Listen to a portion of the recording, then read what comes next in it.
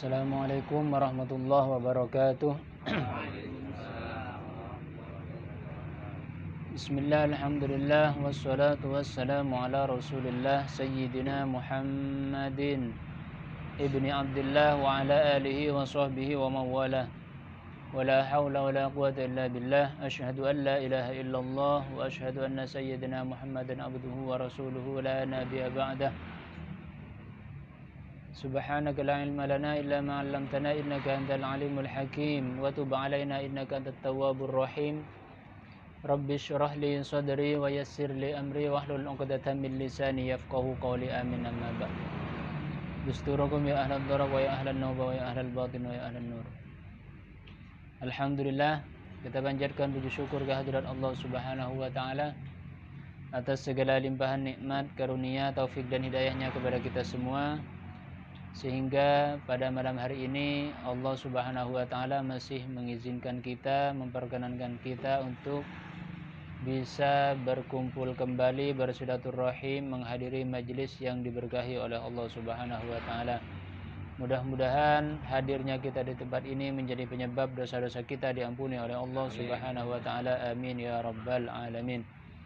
Salawat dan salam mudah-mudahan selalu tercurahkan atas junjungan kita Nabi besar Muhammad sallallahu alaihi wasallam dan atas keluarganya, para sahabatnya, para pengikutnya ila yaumil qiyamah.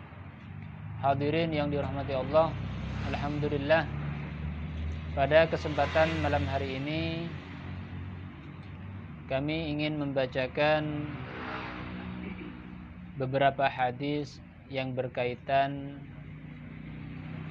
atau yang berkenaan, yang menjelaskan tentang keutamaan banyak diam. Keutamaan banyak diam, tidak terlalu banyak omong. Banyak diam untuk menghindari berbicara sesuatu yang tidak ada gunanya. Dikatakan, i'lam annal insana imma ayyatakallama aw yaskuta. Fa in takallama fa imma bi khairin fa huwa ribhun aw bi syarrin fa huwa khusranun.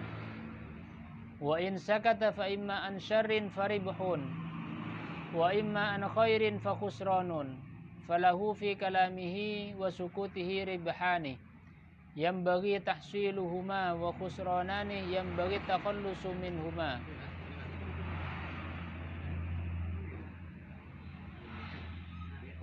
Jadi dikatakan bahwasanya i'lam annal insana imma ayyatakallama aw yaskut. Ketahuilah bahwasanya manusia itu ada kalanya dia itu berbicara, ada kalanya diam. Jadi manusia itu ada dua kemungkinan. Kemungkinan pertama dia ngomong atau dia diam. Fa in takallama fa imma bi khairin fa huwa ribhun. Maka jika dia itu berbicara, kalau pembicaraannya itu perkataan yang baik yang diucapkan, fa huwa ribhun, maka itu merupakan suatu keberuntungan. Suatu keberuntungan apabila kita berbicara, pembicaraan kita pembicaraan yang baik, maka kita mendapatkan keuntungan.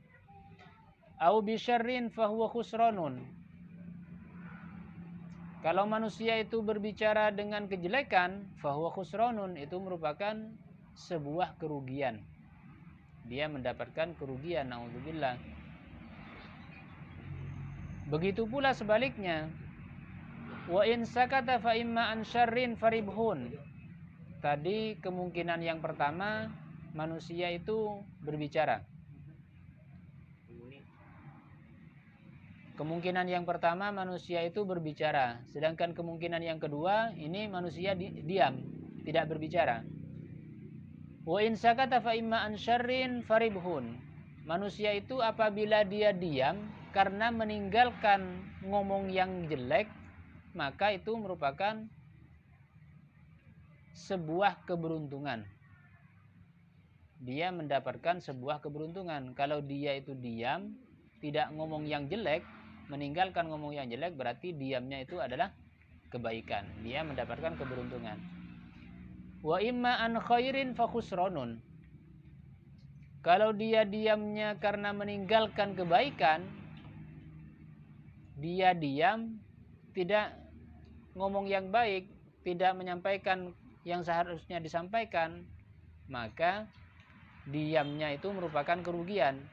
Seharusnya dia misalkan saudaranya lagi salah jalan, seharusnya dia memberikan nasihat, dia tidak memberikan nasihat, maka dengan diamnya itu merupakan suatu kerugian. Falahu fi kalamihi wa sukutihi ribhani. Manusia itu di dalam berbicaranya dan di dalam diamnya itu memiliki dua keberuntungan. Yang bagi tahsiluhuma, maka sudah sepatutnya manusia itu berusaha untuk mendapatkan dua keberuntungan tersebut. Jadi kalau ngomong yang baik atau diamnya meninggalkan yang jelek, itu mendapatkan dua keberuntungan. Sudah sepatutnya, seharusnya manusia itu berusaha untuk mendapatkan kedua keberuntungan tersebut. Wa khusranani yang bagi takhallusu minhuma. Juga manusia itu di dalam diamnya, di dalam berbicaranya itu terdapat dua kerugian. Maka sudah seharusnya manusia itu menjauhi dua kerugian tersebut. Apa itu dua kerugian? Yaitu kalau ngomongnya ngomong jelek atau diamnya meninggalkan ngomong baik. Maka dia mendapatkan dua kerugian. Wa qala an-nabiy sallallahu alaihi wasallam, al-afiyatu asyaratu ajza'in tis'atun fis sumti wal ashiru fil uzlati 'anil nas.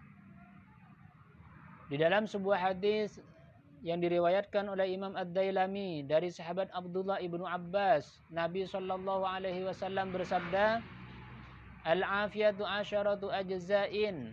Afiyah itu kedamaian, ketentraman, ketenangan, itu namanya afiyah. Jadi kalau kita itu biasanya berdoa, mudah-mudahan diberikan sehat wal afiyah. Jadi kalau cuma sehat saja tanpa afiyah, itu kurang sempurna. Diberikan kesehatan tapi tidak damai hidupnya, tidak tentram hidupnya, tidak tenang. Orangnya sehat tapi tiap hari ribut. Kulak-kulem malam ribut.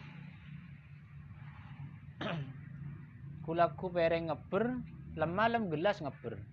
Nah, ini kan walaupun sehat tapi tidak afiah namanya. Jadi kata Nabi, afiah itu ada 10 bagian. Tis'atun fis sumti. Yang 9 bagian artinya 90% orang itu bisa mendapatkan afiah, bisa mendapatkan ketenangan, kedamaian, ketentraman. Itu kalau dia lebih banyak diam. Maksudnya diam kalau gak perlu gak ngomong. Jadi 90% orang itu pasti mendapatkan ketentraman apabila dia lebih memilih banyak diam. Yang 10% fil uzlati 'anin nas, menjauh dari manusia, tidak berbaur. Tidak berbaur dengan manusia. Mencel. Menyendiri. Tapi di sini perlu digarisbawahi bahwasanya wadzalika idza staghna anhum wastaghnau anhu. Menyendiri dari manusia itu dihitung baik kalau memang itu dibutuhkan. Kalau dia sudah gak butuh manusia dan manusia gak butuh sama dia, sama-sama gak butuh, maka dia lebih baik menyendiri. Wa illa, jika tidak, famata da'ahu syar'u ilal khultah bihim litta'allum awit ta'dim fala khaira fil bu'di anhum. Jadi kata ulama, kalau tidak butuh berarti butuh. Artinya tadi kan kita jauh dari manusia itu dihitung baik kalau sama-sama gak butuh. Kita gak butuh manusia, manusia gak butuh kita. Tapi kalau masih butuh, seperti karena tujuan untuk belajar, ya harus berbaur. Atau tujuan untuk mengajar, ya harus berbaur dengan manusia. Atau tujuannya untuk mencari nafkah, nyari ece misalkan, itu harus bergaul.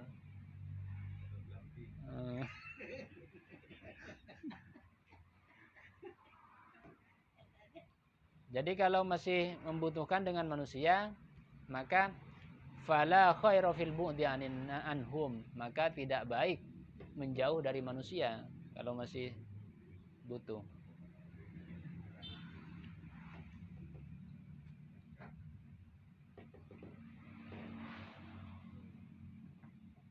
Wa qala sallallahu alaihi wasallam likulli syai'in najasatun wa najasatul lisan al-bada'ah. Nabi Shallallahu Alaihi Wasallam bersabda di dalam sebuah hadis yang diriwayatkan oleh Imam At-Tabrani dari sahabat Abdullah ibnu Umar. Nabi bersabda, likulli syai'in najasatun. Setiap manusia, setiap sesuatu itu ada najisnya. Jadi kata Nabi, setiap sesuatu itu ada najisnya. Wa najasatul lisan al-bada'ah. Najisnya lisan, najisnya lidah ini bada'ah, ngomong jelek. Jadi kalau lidah ini sudah ngomong jelek berarti terkena najis. Kalau cara mensucikannya bukan pakai air, bukan pakai keran, tapi pakai istighfar. Jadi kalau najisnya lisan karena sebab ngomong kotor, itu cara mensucikannya dengan memperbanyak baca istighfar dan taubat kepada Allah. Jadi kata Nabi, najisnya lisan itu adalah ngomong kotor.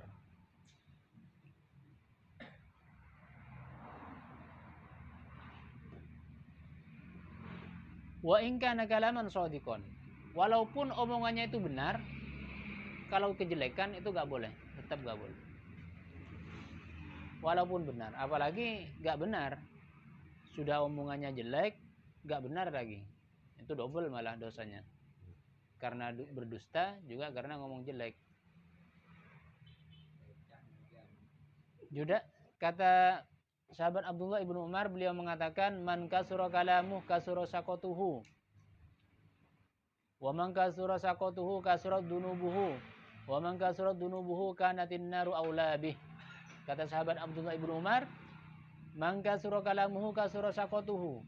Barang siapa yang banyak omongnya, maka ngomong yang gak penting maksudnya, gak ada gunanya, yang gak ada gunanya. Barang siapa yang banyak omongnya, banyak ngomong perkara yang gak ada gunanya, maka kasura sakotuhu, dia akan banyak tergelincirnya, akan banyak kepelesetnya. Jadi kalau kepelesetnya lidah itu lebih berbahaya daripada kepelesetnya kaki. Kalau cuman kaki yang kepeleset itu paling tidak cuman benjol, kesleo seperti itu. Tapi kalau kepelesetnya lidah, bisa dihajar orang, bisa etangkel orang, bisa masuk penjara. Itu kepelesetnya lidah. Jadi orang yang banyak ngomongnya, kata Ibnu Umar, maka dia akan banyak kepelesetnya. Wa man kasura saqatuhu kasurat dunubuh. Barang siapa yang banyak kepelesetnya, kepeleset lidahnya, kasurat dunubuh, banyak dosanya berarti orang itu, karena sering salah sudah. Wa man kasurat dunubuh kanatin naru aulabih. Barang siapa yang banyak dosanya, maka tempat yang paling layak untuknya adalah neraka. Na'udzubillah.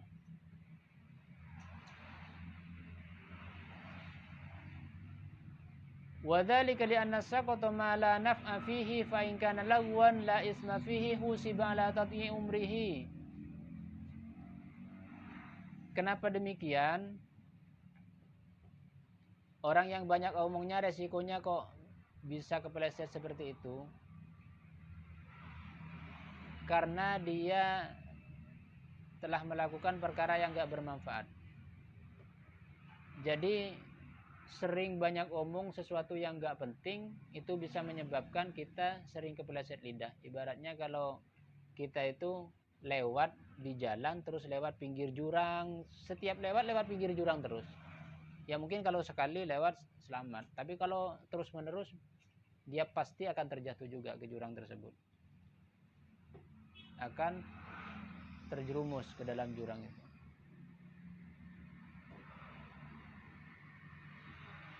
Walaupun yang diomongi itu bukan sesuatu yang dosa.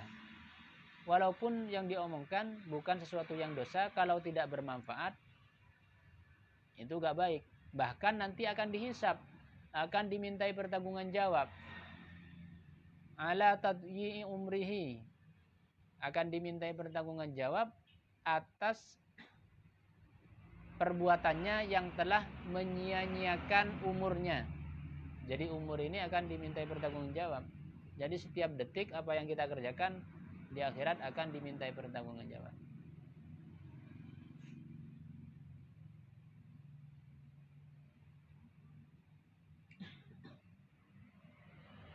Wa qala sallallahu alaihi wasallam man shamatah naja. Nabi bersabda, barang siapa yang banyak diam dari perkara yang gak bermanfaat, naja, maka dia akan selamat. Selamat dari apa? Selamat dari kesalahan, selamat dari malapetaka, selamat dari siksaan nanti di hari kiamat. Wa qala sallallahu alaihi wasallam sukutul alimi shinun wa kalamuhu zainun wa kalamul jahili shinun wa sukutuhu zainun. Kata Nabi sallallahu alaihi wasallam, diamnya orang alim shinun, merupakan aib. Jadi kalau orang alim itu banyak diam, maksudnya tidak menyampaikan kebenaran, tidak menyampaikan yang hak, dia cuma diam saja misalkan karena malas misalkan, itu aib. Bagi orang yang berilmu, banyak diam itu aib. Jadi banyak diam dari perkara tidak menyampaikan kebenaran, tidak mengajarkan ilmu. Wa kalamuhu zainun, sedangkan perkataan orang alim itu adalah perhiasan. Jadi kalau orang alim itu ngomong, itu merupakan perhiasan, karena yang diomongkan sesuatu yang indah, sesuatu yang baik. Namanya saja sudah orang alim. Yang dikatakan orang alim itu orang yang mengamalkan ilmunya. Orang yang berilmu, yang mengamalkan ilmunya, itu dikatakan orang alim. Kalau dia berilmu tapi tidak mengamalkan ilmunya, itu tidak bisa dikatakan orang alim. Jadi kata Nabi, la yakunul mar'u aliman hatta yakuna bi ilmihi amilan. Tidak dikatakan seseorang itu orang yang alim sehingga dia mengamalkan ilmunya. Jadi kalau orang alim diam saja itu aib. Orang alim ngomong itu merupakan perhiasan. Tapi sebaliknya, wa kalamul jahili shinun wa sukutuhu zainun. Kalau orang awam ngomong itu aib. Orang awam banyak ngomong itu aib karena omongannya enggak didasari ilmu. Jadi dernyelader. Jadi aib katanya, kata Nabi. Jadi kalau orang awam ngomong itu merupakan aib. Wa sukutuhu zainun. Kalau orang awam ini banyak diam, nah itu perhiasan. Beng na beng selamatnya. Kata Japon reng watuwa, beng na beng selamat. Juga dikatakan oleh ulama, orang yang awam itu selama dia tidak berbicara, maka kebodohannya tertutupi dengan diamnya. Tek temu jak reng kudu mon nengeneng. Tapi mon lah omong ketemu.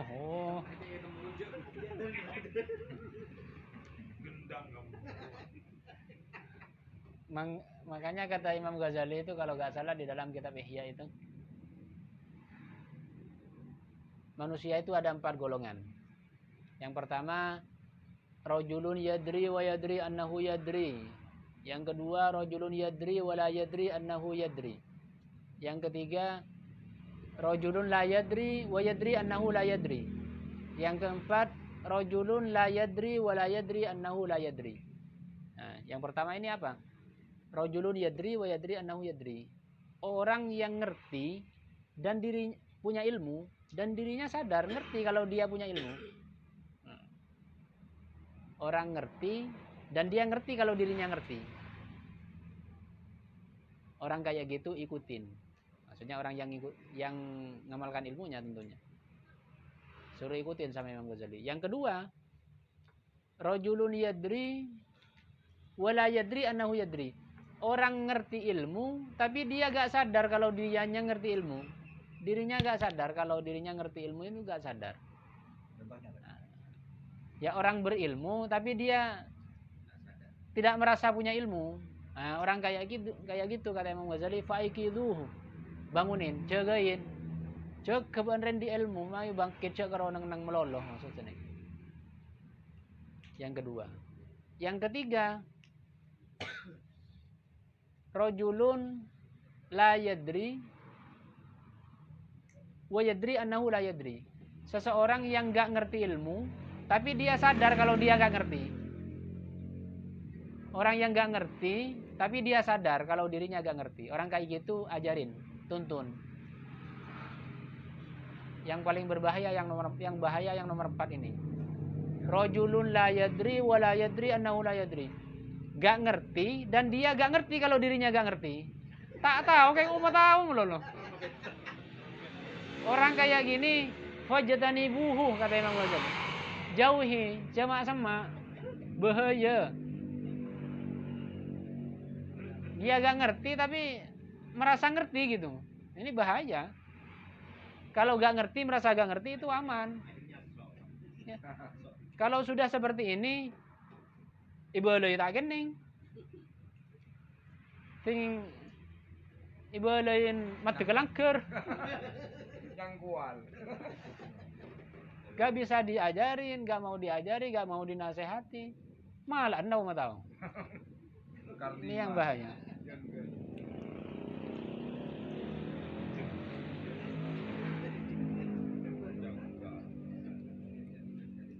Mudah-mudahan kita termasuk yang pertama. Amin. Mudah-mudahan kita diselamatkan oleh Allah Subhanahu wa taala. Mungkin itu saja yang bisa kami sampaikan. Mudah-mudahan jadi ilmu yang manfaat dan barokah. Mudah-mudahan kita bisa mengamalkan dalam kehidupan kita sehari-hari. Amin ya rabbal alamin. Hadza minni wal afwa minkum. Assalamualaikum warahmatullahi wabarakatuh. Ntar ada pertanyaan satu lagi.